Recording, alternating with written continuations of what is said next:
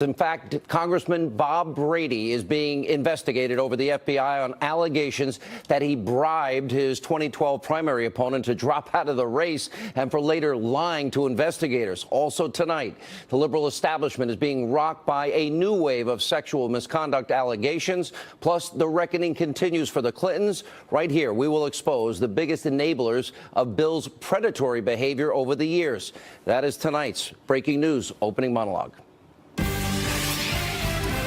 We start tonight. Liberal media lion Charlie Rose has now been fired by CBS, PBS, and Bloomberg TV. They have all cut ties to the anchor after the numerous damning, bizarre sexual misconduct accusations. Now, the original allegations are coming from a Washington Post report where 8 women are accusing Rose of inappropriate sexual behavior. This behavior includes making unwanted sexual advances, lewd phone calls, prancing around naked in front of people that were accusers, but also strangers, and even groping them. In a statement to the Washington Post, Rose did apologize for his inappropriate behavior. He says he was mistaken for pursuing what he thought were shared feelings. And earlier tonight, more accusers, in fact, have come forward. CBS News is now reporting that 3 more women who work at the company are also accusing Rose of unwanted sexual contact. And also tonight, the House Ethics Committee is investigating Democratic Congressman John Conyers after he admitted that his office paid out $27,000 of taxpayer money to settle a harassment complaint from a former staffer. The staffer says she was fired after rejecting the lawmaker's sexual advances. However, Conyers, he denies that claim. And today, the congressman and his office put out a statement confirming the settlement, but it said, quote, the amount that equated to a reasonable severance payment. Conyers still has some explaining to do because, according to the same bombshell report from BuzzFeed, other staffers have accused Conyers of requesting sexual favors and inappropriate touching. And one aide says her job was to use your taxpayer dollars to fly in women she assumed Congressman Conyers was having affairs with. And BuzzFeed is also reporting tonight that a new accuser is speaking out about Conyers, saying that she faced daily sexual harassment from the Democratic congressman that included unwanted touching. Now, Congressman Conyers, he is saying he will cooperate with the ethics investigations.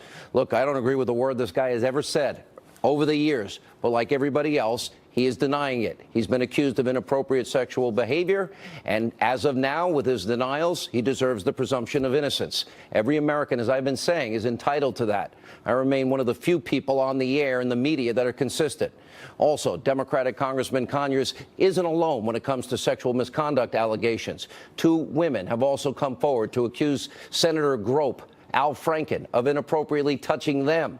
Senator Franken is now owning up to those allegations, most likely because there is photographic evidence. Remember, radio host Leanne Tweeden released this photo where Franken is seen groping her while she's actually sleeping while they were both on a 2006 USO tour. And another woman put out this photo where she's alleging that Senator Franken grabbed her behind while taking a picture back in 2010. And as we've been telling you, Senator Al Franken has a long history of making all kinds of lewd and sexually offensive jokes, including one about actually drugging and raping Leslie Stahl. Of course, she's a co-host of 60 Minutes. Also tonight, we have new photos that have been uncovered. They show Franken groping Arianna Huffington during a 2000 photo shoot. And here you can see Franken grabbing Huffington's breast. And the second photo shows Franken touching her behind.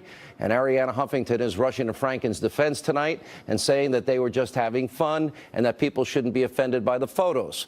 Now, the rest of the mainstream media won't tell you this, but this kind of gross behavior is part of a pattern when it comes to Al Franken. Take a look at this photo from 2000. Franken is seen right there, inappropriately touching Joy Behar while they're on the red carpet together. And just like Huffington, well, Behar shares his politics, and she's downplaying the photo and defended Franken's actions. Look, I've known Arianna for a long time. If she and Joy Behar, if they don't think anything's wrong with that, that is their choice. But from the outside, it looks kind of creepy. And it's probably something most people would think as well. I think many people will look at all of these photos and find that type of behavior beyond offensive. And what we're now seeing in Franklin is a pattern. Al Franken, we have Leanne Tweeden. She's asleep when he did that to her, and she rightfully was offended. Also tonight, yet another sexual misconduct scandal is now rocking Hollywood, this time from the chief creative officer and founder of Disney's Pixar and a huge Democratic donor, John Lasseter. And according to The Hollywood Reporter, Lasseter is now taking a leave of absence for what he is calling, quote, missteps, but others are calling it a pattern of unwanted grabbing, hugging, and kissing. And also in other news tonight, the president has weighed in on the Alabama Senate race with Roy Moore. Let's take a look at what he had to say. I can tell you one thing for sure. We don't need a liberal person in there, a Democrat, Jones. I've looked at his record. It's terrible in crime. It's terrible in the border. It's terrible in the military. Look, he denies it. I mean, if you look at what is really going on and you look at all the things that have happened over the last 48 hours, he totally denies it. He says it didn't happen. And, you know, you have to listen to him also. You're talking about, he said 40 years ago this did not happen. Roy Moore denies it. That's all I can say. He denies it. And by the way, he totally denies it. And as the White House has been saying all week, President Trump, well, he's going to let the voters of Alabama decide the fate of Judge Roy Moore in light of Moore's vehement denials and repeated denials. And finally, as we promised to do last night, well, tonight we're naming names. We're exposing the people who have covered up for the Clintons for 30-plus years and made excuses for all of their behavior, all while attempting to discredit and utterly destroy all of his accusers. Let's start with the raging Cajun, James Carville. Now, he ran Bill Clinton's 1992 presidential campaign, one of the fiercest defenders of Bill's sexual transgressions. For instance, Carville made this infamous comment about Paula Jones, who sued Bill Clinton for sexual harassment. Quote, you drag a $100 bill through a trailer park, you never know what you're going to find. And it was Carville who also slammed Jones by saying her lawsuit was, quote, all about money, plain and simple, and a healthy dose of right-wing politics. Now, the Jones case was a lot more serious than Carville ever claimed, because Clinton did end up paying over $850,000 in an out-of-court settlement. Next, former Clinton senior advisor, now ABC, Good Morning America anchor George Stephanopoulos. Stephanopoulos, he wrote in his memoir that in 1991, Hillary Clinton said, we have to destroy her, when describing one of Bill's accusers. He also helped oversee the Clinton campaign war room, all in order to deal with what some on the campaign were referring to as bimbo eruptions. And then in '99, after he left the White House, well, George Stephanopoulos confessed to NPR that he put aside his doubts about Bill Clinton. Why? Because he believed in the future president's message, and because he was an ambitious guy and he wanted to work in the White House. Next up, NBC. Well, that's the network that helped protect the Clintons for decades. In January of '99, NBC News reporter Lisa Myers taped the first exclusive interview with Juanita Broaddrick. I had the second. Remember, Juanita Broaddrick accused Bill Clinton of raping her in 1978. And as the Washington Post reported at the time, instead of airing the interview, NBC News president Andy Lack, he's still on the job, and other top executives, well, they sat on that interview for over a month. And at the time, NBC claimed, well, they couldn't corroborate Broaddrick's accusations, so it didn't air until February. Now, while all of this was going on, at the time, our colleague, Brit Hume, here on the Fox News Channel, and his panelists, well, they actually were wearing Free Lisa Myers buttons on air to encourage NBC to run the interview. Then in 2016, NBC correspondent, that's just last year, Andrea Mitchell, she falsely tried to claim that Broaddrick's claims had been discredited following an interview that I did with candidate Trump. Watch this. In one case, it's about exposure. In another case, it's about groping and fondling and touching against a woman's will. And rape. And rape. Donald Trump using that word unprompted during an interview last night with Fox News' Sean Hannity, bringing up a discredited and long-denied accusation against former President Bill Clinton, dating back to 1978 when he was Arkansas Attorney General. Wrong again. NBC was so offended by that, they later edited the online version of that clip to remove Andrea Mitchell using the word discredited. Now, the New York Times also jumped in to attack Clinton's accuser. Now, check out this headline from an op-ed. New York Times, Monica, the marketer, changes history script. That piece goes on to mock all the ways that Monica Lewinsky in the future would be able to capitalize from her affair with Bill Clinton. And finally, there's the worst enabler of them all, Hillary Clinton herself, who did everything within her power to smear, slander, besmirch all of her husband's accusers. In 1992, when it all got started, Jennifer Flowers announced she had a 12-year affair with Bill Clinton. Well, Hillary and Bill, they raced to CBS in 60 Minutes. Why? To trash her character. And then later, Hillary attempted to smear Flowers when telling Vanity Fair, quote, well, if we'd been in front of a jury, I'd say, Miss Flowers, isn't it true that you were asked by the AP in June of 1990 and you said no? Weren't you asked by the Arkansas Democrat and you said no? I mean, I would crucify her. Wow. Now, Bill, of course, later ended up testifying under oath. Yes, Jennifer told the truth. He did have a sexual relationship with Jennifer Flowers. And in the case of Monica Lewinsky, well, Hillary's friend, Diane Blair, wrote in her journal that Hillary called the young White House intern, she's in her young 20s, a narcissistic Looney Tune. And then there's Kathleen Willey, who accused Bill Clinton of groping and grabbing and fondling and touching and kissing her against her will. Well, she later said that Hillary enabled Bill's horrific behavior. Juanita Broderick said that Hillary Clinton tried to intimidate her after she was allegedly raped by Bill Clinton. And we can't forget how Hillary Clinton blamed all of this, all of it. They're all in a vast right-wing conspiracy. Remember this. The great story here, for anybody willing to find it and write about it and explain it, is this vast right-wing conspiracy that has been conspiring against my husband since the day he announced for president. All right, what close Clinton allies, members of the media, and Hillary herself, what they did here is shameful and reprehensible, and it went on 30 years. 30 years they protected Bill Clinton, a sexual predator, and they helped cover up and make excuses for all of his actions. We got a busy news night tonight. Joining us now with reaction, Fox News national security strategist Sebastian Gorka, conservative commentator Monica Crowley, trial attorney Rebecca Rose Woodland. Where do we start, Rebecca? Well, I mean, there are so many people. Every day there are more. With Charlie Rose, at least he was fired today. At least he admitted he did these things, so these victims are not further victimized by the press and people who just keep insisting that all these women are lying. There can't be this many women lying. It can't be a whole group of people throughout the course of America who are lying. It's not possible. It doesn't make sense. We are in this moment now, Sean, because for decades, this kind of horrid behavior has been covered up, excused, and accepted. And so now with the Harvey Weinstein piece in the New York Times opened the floodgate. And that's why you have now this explosion of stories. People feel empowered to come out and tell their stories. But here's the interesting thing. This kind of horrid behavior, if you look at politics, for example, goes back to JFK, Ted Kennedy, Lyndon Johnson. But in the modern era, Ted Kennedy, who left the lion of the Senate that left a woman in the bottom of a body of water.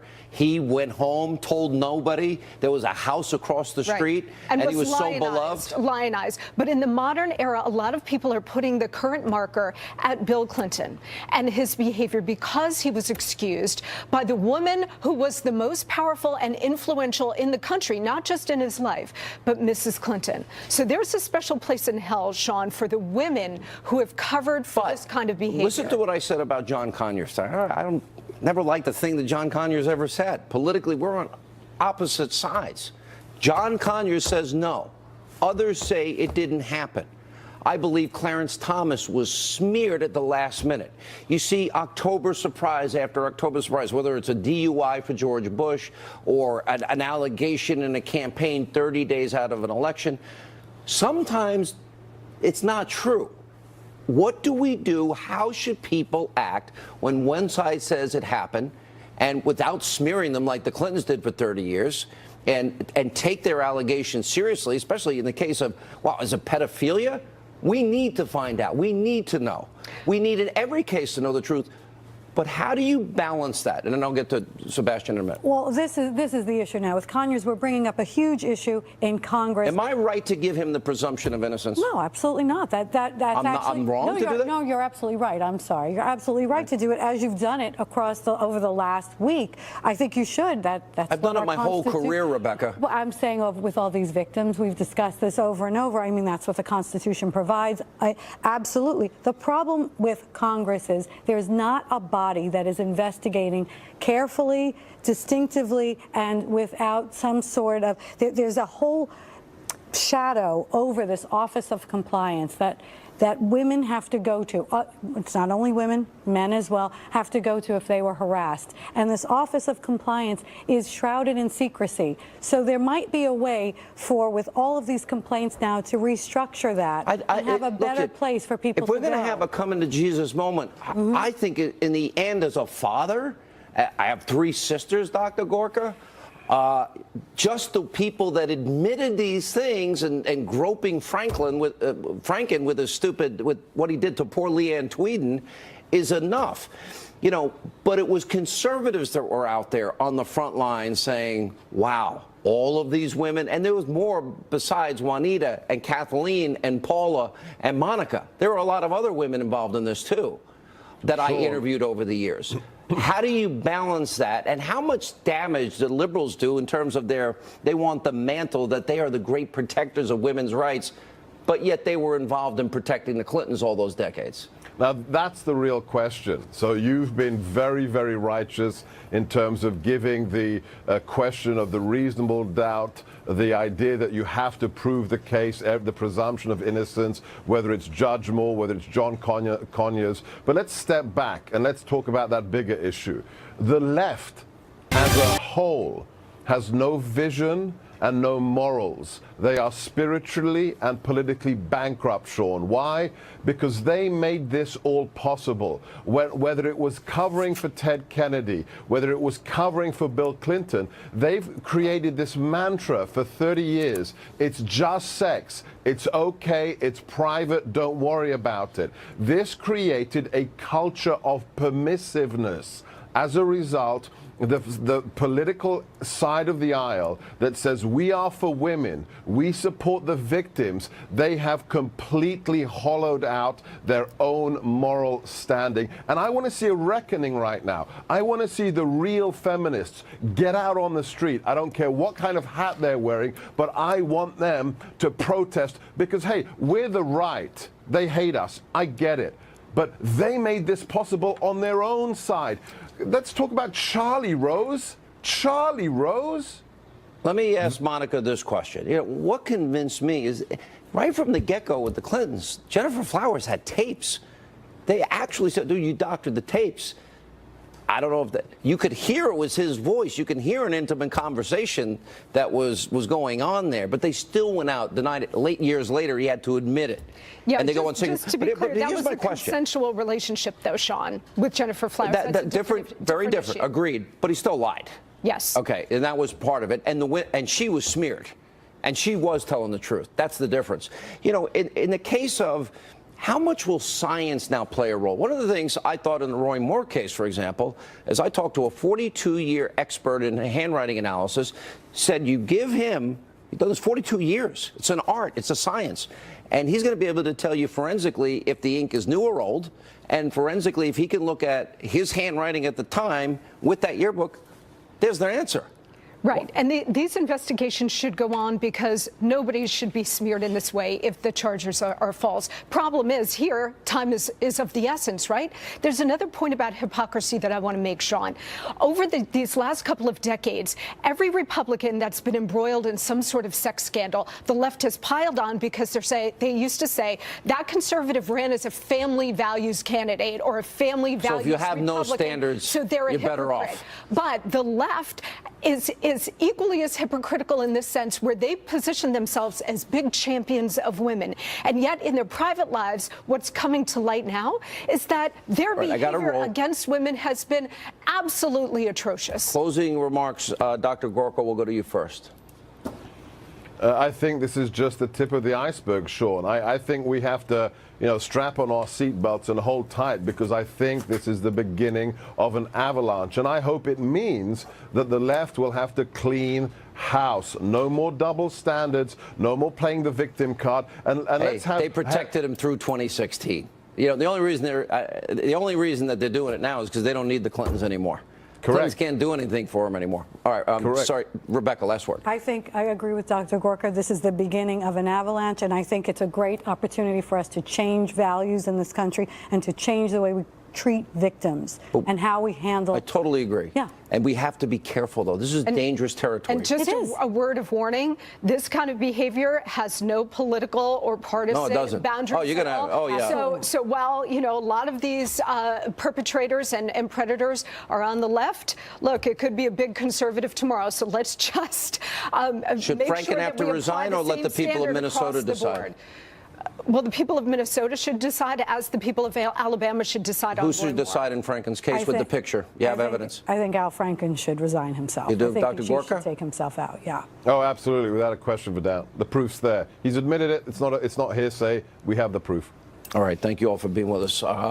When we come back, Newt Gingrich is here. He'll react to my opening monologue. Later, new details about the Uranium One scandal. It is now beginning to cascade down as we get closer to the truth. And I have a challenge for NBC News. Andy Lack, you may want to turn your television on. That and more tonight on Hannity. And welcome back to Hannity as we continue with reaction to all today's big stories and news. Author of the #1 New York Times bestseller, Vengeance, former Speaker of the House, Fox News contributor, Newt Gingrich. So you have all of these cases, in some cases, these sexual harassment cases, mistreatment of people cases, and some people admit it. And then you have instances where they do not. Then we are hearing $15 million of taxpayer money was paid out by members of Congress. Shouldn't the American people, if they don't want to pay it themselves, shouldn't we know whose money, who's paying what, where, and how? Sure. Look, I mean, this whole thing is, if you back out for a minute, this whole thing is crazy. It's a very good thing for us to explore. We're learning a lot of stuff that's a huge surprise. I don't see why, if it's a personal offense, I don't see why the taxpayers ought to pay a penny. And I think that that's something we ought to really look at carefully in terms of where has the taxpayers' money gone to cover up incidents like this. But I also want to take just a minute, Sean, and maybe this makes me, an outlier or somebody who's out of touch with the times. I think there's an enormous difference between Harvey Weinstein, who clearly is a sexual predator and who clearly was exploiting his position of power, and President George H.W. Bush, who is in his 90s in a wheelchair. And I think we have all of these things coming together because of the infantile stupidity of our news media, as though they're all the same problem. Now, the topic is an important topic, and finding a way to have not just a workplace, but to have a community where people are not being harassed or being preyed upon, I think that's important. Finding what the rules ought to be, and I commend Speaker Paul Ryan, who immediately responded by talking about getting mandatory training in the House. I think Senator McConnell's taken the same position in the Senate. I think we deserve to know, the American people, who did the money get paid out to, and who paid for it, and why is the taxpayer on the hook for any of this? So that part is a legitimate public policy question. Well, if they wanted anonymity, they should have used their own dollars, right? If they wanted to make a deal, they should that should be their money. No? Right, absolutely. And I think you're going to find the same things happening in corporations, where people are going to be very skeptical of the idea that you could spend the stockholders' money to cover up things that the stockholder didn't approve of you covering up. But I also think, I think what we've suddenly done is we have unearthed a lot more bad behavior and a lot more destructive behavior than anybody, certainly than I would have thought was going to happen, including some very positive people who I'm actually shocked to see showing up in some of these attacks. What about the cases where there's no clear line, there's no Al Franken picture, and you don't know for sure? We saw what happened with the Duke lacrosse kids, and that's one of just a number of examples where so many in the media have been so wrong so often. There's a risk here that one allegation could destroy somebody, and it's not true, or it's far more nuanced than anybody wants to know. Yeah, look, I think it's time, and I'm going to go straight out on a limb about this. We've had a very long tradition in America going all the way back to the Boston Massacre in the 1770s, that you are innocent until proven guilty, and that you have the right of a presumption of innocence. And I think, again, if you have somebody like Harvey Weinstein, who now has so many names out there that it's almost inconceivable that he isn't guilty of a substantial amount of stuff, but you start getting this, somebody remembered that 12 years ago they felt bad. Boy, I don't understand the standard that goes into that. And then how do you prove what really happened? And how do you prove whether or not somebody really meant to do something negative? And I do think we've got to take a deep breath here and not have the hysteria allow us to start destroying people randomly, so that you then set up targets where anybody who wants to can get even by suddenly remembering something that happened 20 years ago. It gets hard, too, when there's politics in the equation, where, Clarence Thomas would be a case in point. Last-minute allegations thrown out there on the eve of a Senate hearing or on the eve of an election in October. Surprise, George W. Bush, the weekend before that election with Al Gore, the DUI came out. So in the whole year and a half prior, nobody knew about that. That wasn't planned. That wasn't a last-minute October surprise to influence voters, where somebody doesn't really have a chance to help themselves or prove they're grown beyond an instant like that.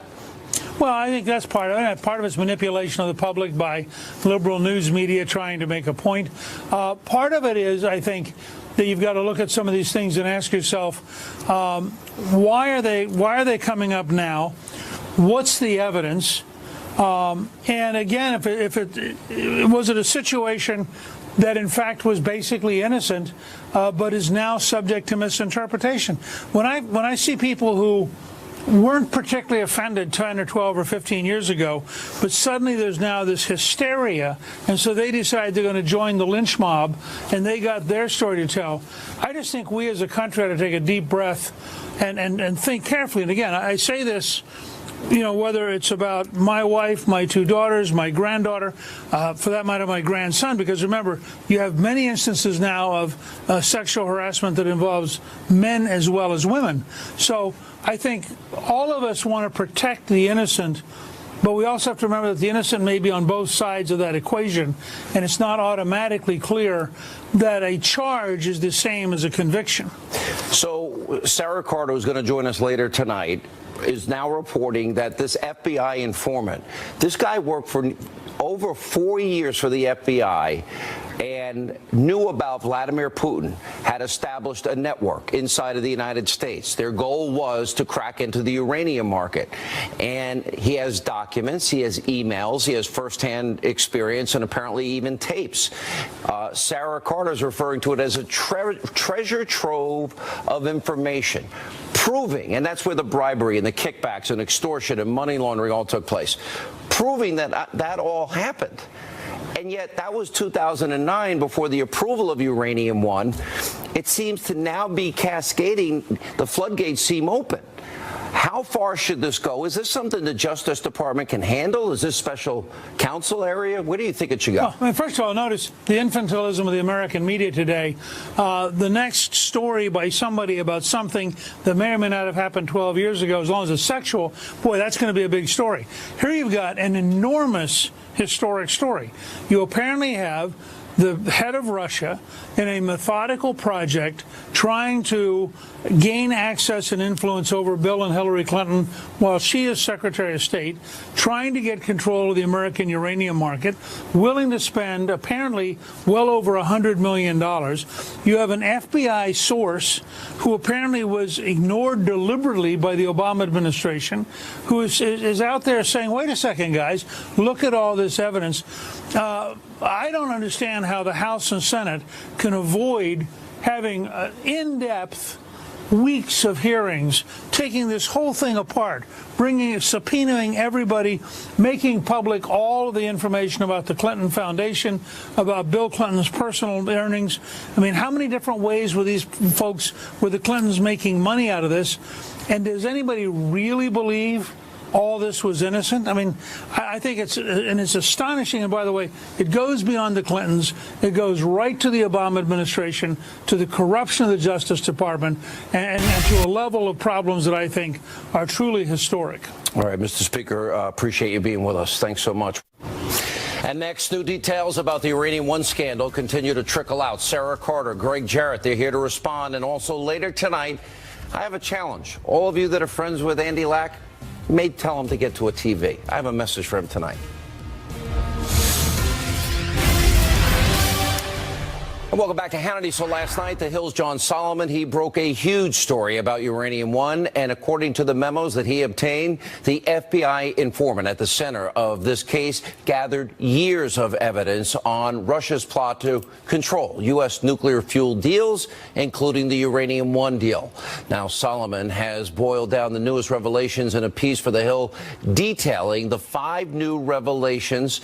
Now, first, Russia saw its purchase of Uranium One as part of a larger strategy to dominate global uranium markets, including making the United States more dependent on Moscow's nuclear fuel. Great, it's our uranium.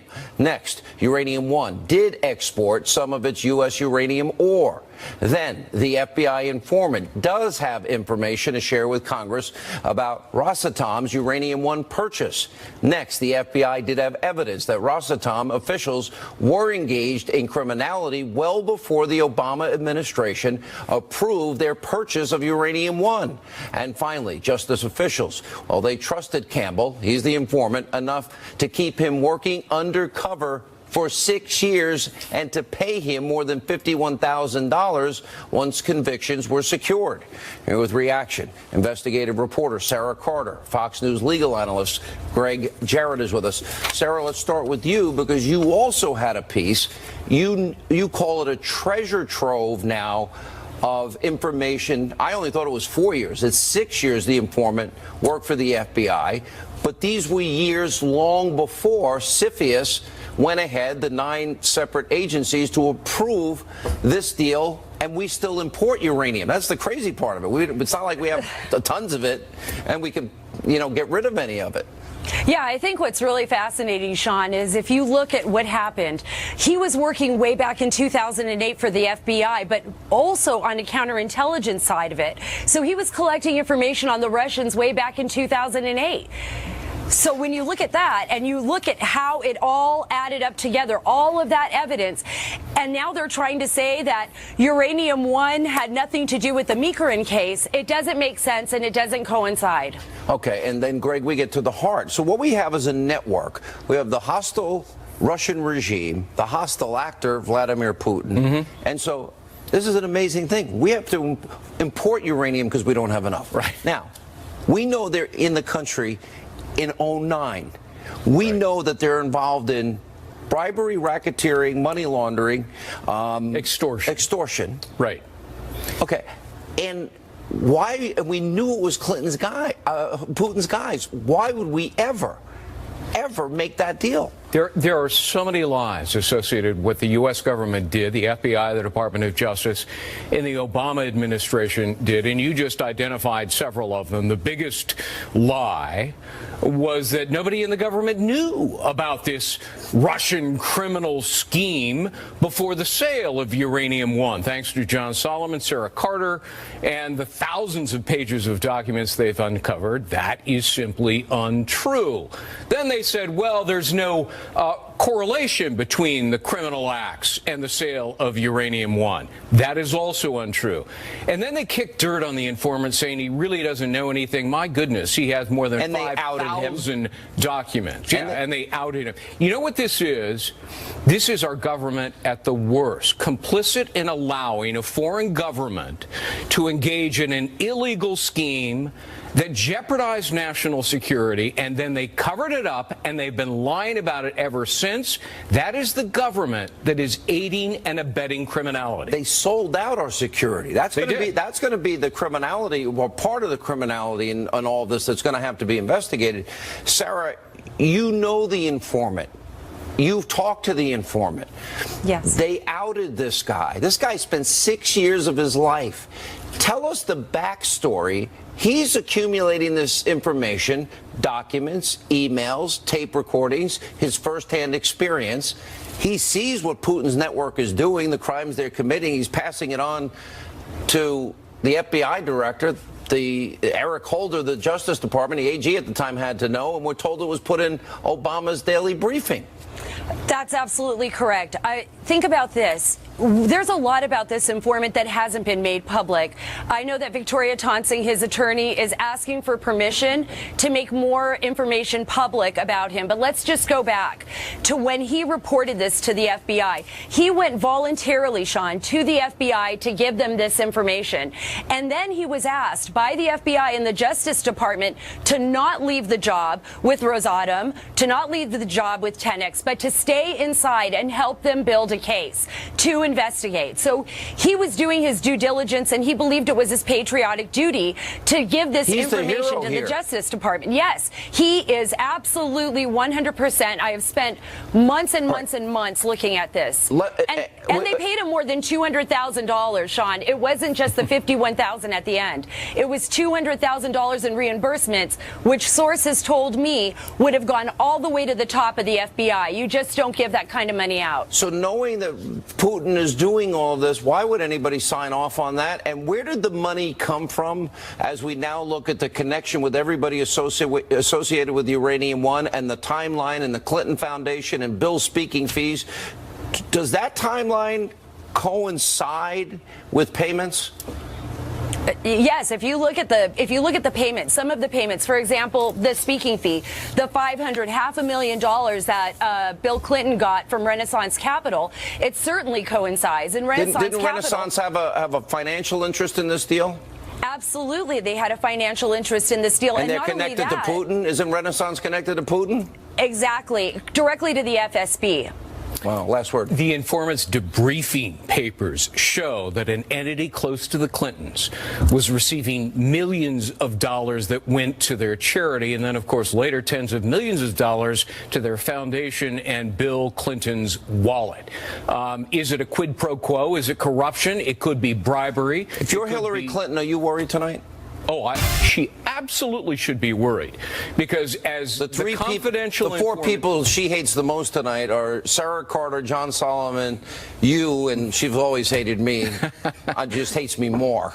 Well, she has a lot to be worried about, because if she used her public office to confer a benefit to the Russians in exchange for money, that is pretty strong evidence of a myriad of corruption crimes. Unbelievable. Sarah, when this informant goes before Congress, how soon will it be where the whole story will be told? I think it'll happen right after he goes to Congress, Sean. I know that they're going to look at whether they're going to do closed-door hearings and open hearings, but I know he's going to be briefing Congress, and that'll probably be behind closed doors at first, and then there'll be public hearings. And I think that's going to be very valuable, very important for everyone. Everyone in our country. On a scale of 1 to 10, how worried should the Clintons be? 15. I would definitely say 10 plus. Wow. All right. When we come back, media's ignored this. We're not ignoring it. Another Democrat caught up in a major scandal involving campaign rigging. What is up with these people? I'll give you the details. Later, I also have a serious challenge for the executives, Andy Lack and others at NBC News, as we continue. Welcome back to Hannity. So just when you thought the Democrats, they couldn't be involved in any more scandals, Fox News tonight confirming that the FBI is investigating Pennsylvania Congressman Bob Brady for allegedly paying off his Democratic primary opponent in 2012 and then lying to federal investigators. Not a good idea. According to the charges, Brady secretly paid $90 grand for his opponent, Jimmy Moore, to drop out of the race. And Moore and his former campaign manager have already pled guilty to concealing concealing the payments. Additionally, 2 aides for Brady have been indicted. Sounds like Democrats love rigging elections more than anything else. We reached out to Brady's attorney for comment. Shockingly, we haven't heard back. Here with reaction. Salem, nationally syndicated radio host Larry Elder, Fox News correspondent at large Geraldo. Hillary rigged the election according to the primary. According to Donna Brazil, she tried to rig it with the Fusion GPS, propaganda lies dossier about hookers in a Ritz-Carlton with Trump in Moscow, Geraldo. I mean, what is it with Democrats rigging elections now? Isn't it nice, Sean, to have a good old political corruption story rather than all those icky sex scandals we've been hearing about for the last several weeks? It's insane. I've never seen anything like it in my life. Stealing $90,000. This guy Brady, he's not just any Democrat. He's the head of the Philadelphia machine. He's a very, very important person. He's the ranking member of the Committee on House Administration. He is the biggest ward heeler, old style, gregarious, 6'2" Irish Italian, son of a cop, backslapper, very popular. But he feared an opponent running in a plurality black district, a black man running. So he engineered a scheme, allegedly, or some believe, he's not charged yet, he just had a search warrant executed against him, engineered a scheme whereby they couldn't just give the insurgent candidate 90 grand, so they created fake businesses, they tried to launder the money. 3 of his associates, the congressman's associates, were involved. 1 has already turned state's evidence. He's so just basically taken Hillary's trouble, Sean. Let me sum it up into this. He basically has taken Hillary Clinton's right out of a page out of her book. Larry. News bulletin. Democrats cut corners in campaign races. How about Harry Reid going to the floor of the Senate in the 2012 race and saying the word on the street is that Mitt Romney hasn't paid taxes? And then when Harry Reid retired, he was asked about this by CNN, and he said, well, he didn't win, did he? How about Donna Brazil getting the debate questions to Hillary ahead of time? I mean, come on. Democrats cut corners, shockingly. Yeah, shocking. The thing is... But Larry, you don't for a second pretend that it's just the one party involved. I mean, there's plenty of this to go around. The Republicans are the principal engineers of the gerrymandering, the rigging these districts so they maximize the impact of the state vote. Listen, there's plenty of sleaze to go around. What is interesting in this case is that this is truly one of the giants of the old-style Democratic urban machine. Philly's rotten. I mean, since 2000, had 30-plus Democrats have been indicted, jailed. The other congressman, 11-termer, he went down. He's in jail now. So, this is following a house of cards pattern. Larry? Geraldo, going to the floor of the Senate, as Harry Reid did, as leader of the Senate, and saying the word in the street is Mitt Romney hasn't paid taxes, knowing full well it wasn't true, that's on a whole nother level. Stealing the debate questions and getting them to Hillary ahead of time, and therefore shafting Bernie Sanders, that's on a whole nother level. If there's been a comparable thing the Republicans have done, tell me about it. But who is it? Geraldo, how about disenfranchising black voters? How about disenfranchising black voters by rigging? You mean the way Al Gore tried to do? My point is this. It's just like the sex You mean the way Al Gore tried to get those military ballots dismissed like that? Yeah, like that. But that's exactly when you say. But when you say that. This is a narrative I reject, that Republicans are racist. I resent it. It happens every 4 years.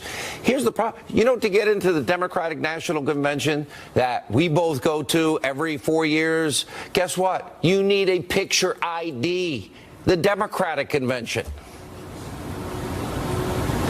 Sean, my feeling about political corruption, and I think that in one sense you're right. I think that urban, old-style party, Tammany Hall-type politicians maybe are more prone to or more used to being corrupt. But my feeling about corruption is the same as my feeling about these sex harassment scandals.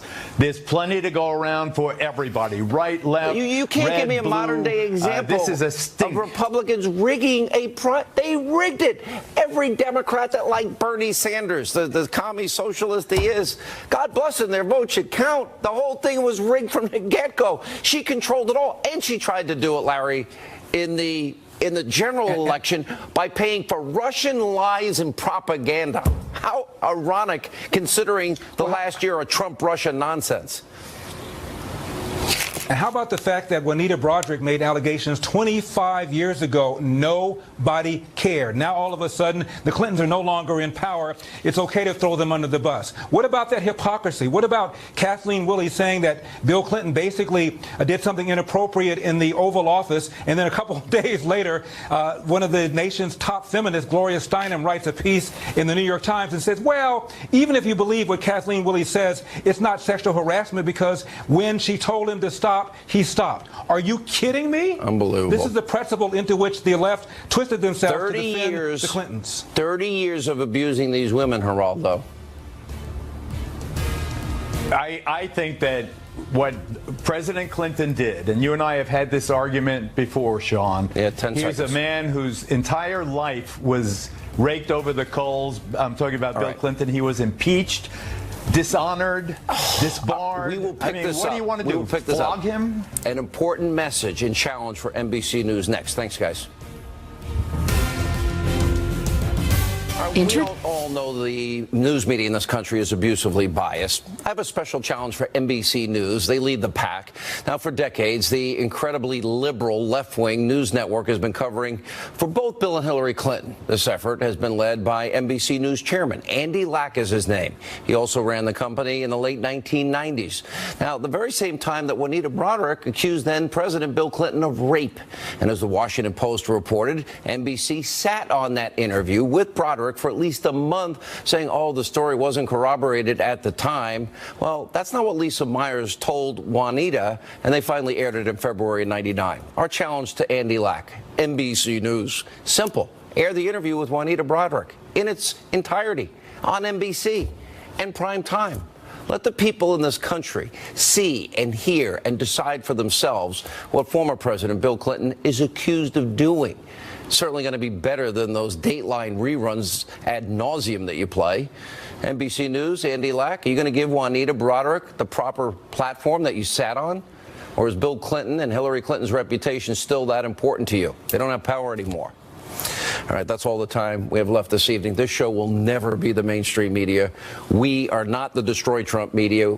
We're fair and balanced. Thank you for being with us. Set your DVR, never miss an episode. Laura Ingraham is standing by in D.C.